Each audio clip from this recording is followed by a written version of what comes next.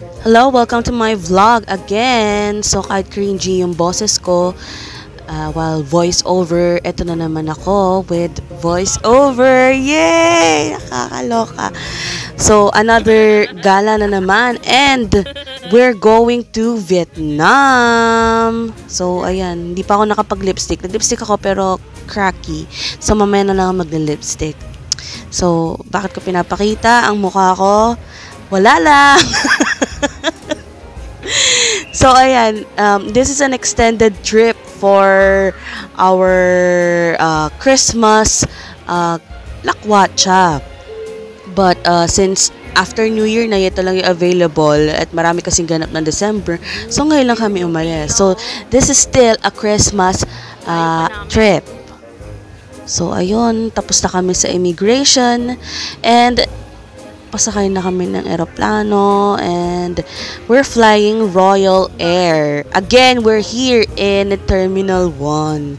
Nakakaloka. Gusto ko na mag-Terminal 3 kaso ang Royal Air is in Terminal 1. Renovate nyo na nga tong airport na to. Nakakaloka.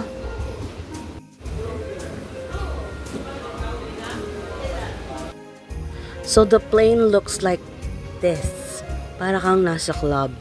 Kasi nagbabago-bago siya ng lights. Lord, ingatan niyo po kami.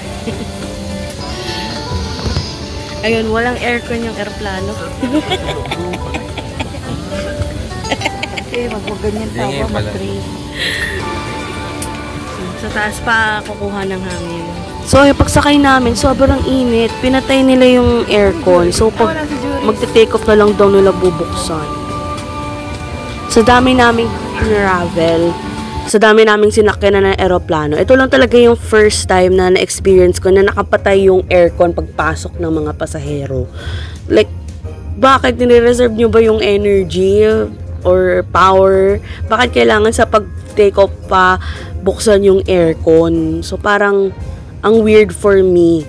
Kasi, may problema ba yung engine? Pero at least, safe flight. Although, a lot of turbulence, nakapalapag naman kami ng buhay at ligtas. So, ano na nga pang gagawin namin? Just move on and just enjoy the trip. Pero sana, wag nyo ma-champon yung flight na to or yung kung sino mang in charge dun sa aeroplano na yan na bakit kailangan ganun? Kaloka.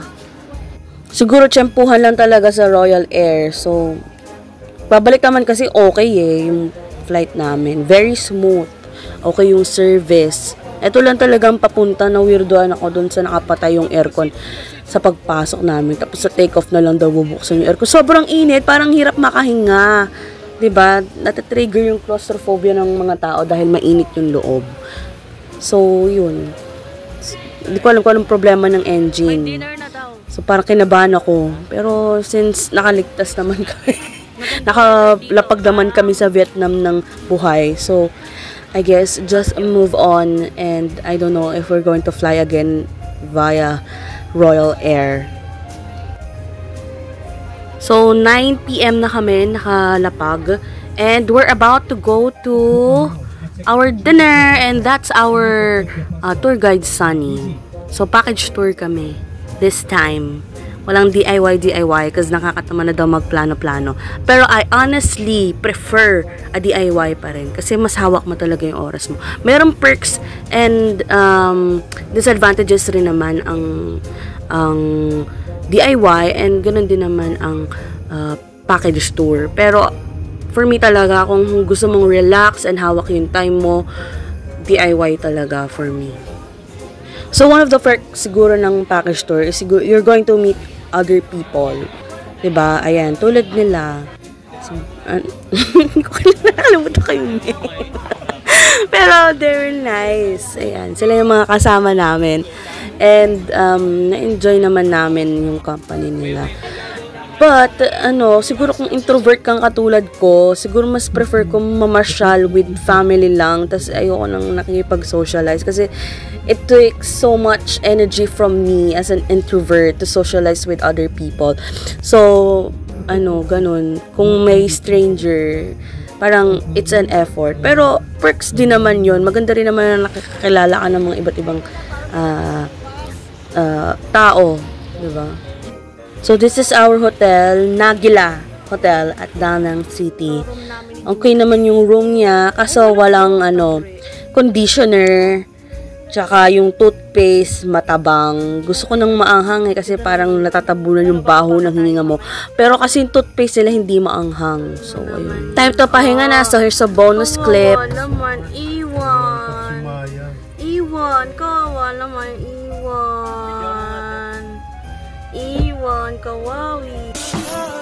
Meron ang hatred ng God,